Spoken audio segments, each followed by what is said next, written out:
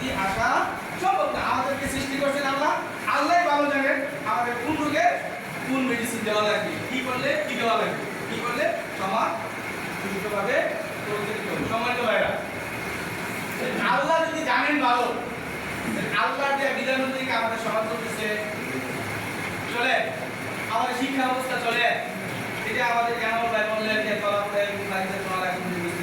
যে সকল মুসলমানের উপর জ্ঞান অর্জন করা খরচ যে আল্লাহ বলছেন তোমার প্রভুর নামে যিনি তোমাকে সৃষ্টি করেছেন। আজকে এখানে আমাদের একটা মাদ্রাসায় আসছি, পাশে যে স্কুলগুলোতে আছে ওই স্কুলগুলোতে কি ইসলামিক কোরআন হাদিস শিক্ষা দেওয়া হয়? কে দিবে? এই শিক্ষা ব্যবস্থা কে পরিচালনা করে, কে নির্ধারণ করে? স্কুলে কি কোন ক্লাসে কি পড়াবে কে নির্ধারণ করে? সরকার নির্ধারণ করে। সরকার যা চায় বাচ্চাদের তাই করানো হয়। ইসলামী সরকার যদি না হয়, ইসলামী সরকার যদি না হয় তাহলে ইসলামী শিক্ষা ব্যবস্থা চালু হবে? তাই ইসলামী সরকার গঠন করার জন্য আমার ভোট লাগবে না? ভোটের সময় আগে কথা ইসলামের সাথে আর রাজনীতির সাথে কোনো সম্পর্ক নাই, কথাটাকে ঠিক।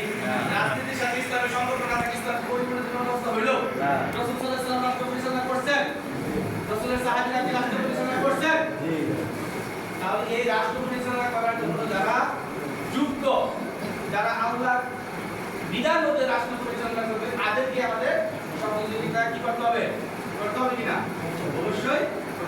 তাহলে আমরা যদি এই সমাজকে আল্লাহর দেয়া বিধান অনুযায়ী, আল্লাহর দেয়া রাসূল সাল্লাল্লাহু আলাইহি ওয়াসাল্লামের পদ্ধতি অনুযায়ী সমাজ পরিচালনা করতে চাই, এটার জন্য চেষ্টা করি, আমরা এখানে আসছি সেটা ইবাদত হবে কিনা? অবশ্যই সেটা ইবাদত হবে। আপনাকে এটা বিশ্বাস রাখতে হবে যে আমরা যে এখানে বসছি এটা ইবাদত।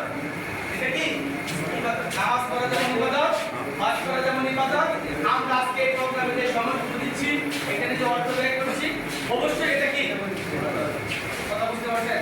তাহলে আমরা যে প্রথম কথা, আমার বক্তব্যের প্রথম কথা, প্রথম পাঠটা হলো এই, আমরা এখানে যারা উপস্থিত হয়েছি, এই যে আমরা যে মানুষের কাছে দাওয়াতি কাজ করবো, মিলন ভাই কত কথা বলতে হবে, ঠিক না? বলবো, ঠিক না?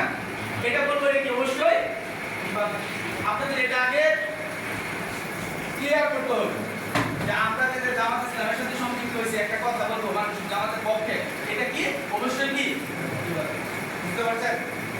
এখন এই সংগঠন পরিচালিত হবে, আপনাদের বললাম যে ইসলামিক কমপ্লিট করতে চাই, আল্লাহ আয়াত দাও বললাম যে পরিপূর্ণ ইসলাম। তাহলে এখানে আমরা আজকে কমিটি করতে বলছি, এই কমিটিটা কি ইসলামে আছে কিনা? এই কমিটি পদ্ধতিটা কি ইসলামে আছে কিনা? অবশ্যই আছে। এই কমিটির পদ্ধতি হলো রাসূল সাল্লাল্লাহু আলাইহি ওয়াসাল্লাম বলে দিয়েছেন, যখন তোমাদের কেউ